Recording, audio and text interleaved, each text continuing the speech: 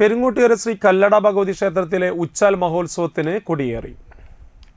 രാവിലെ അഷ്ടദ്രവ്യ മഹാഗണപതി ഹോമം, ചതുശ്ശുദ്ധി ധാര, പഞ്ചഗവ്യ പഞ്ചകം, പഞ്ചവിംശതി കലശപൂജ, തത്വകലശാഭിഷേകം, ഉച്ചപൂജ എന്നിവ ഉണ്ടായിരുന്നു. വൈകിട്ട് ദീപാരാധന, അത്താഴപൂജ, കൊടിക്കൽ പുണ്യാഹം, തുടർന്ന് ക്ഷേത്രം തന്ത്രി പ്രകാശൻ ശാന്തിയുടെ മുഖ്യ കാർമ്മികത്വത്തിൽ ഉത്സവത്തിന് കൊടിയേറി.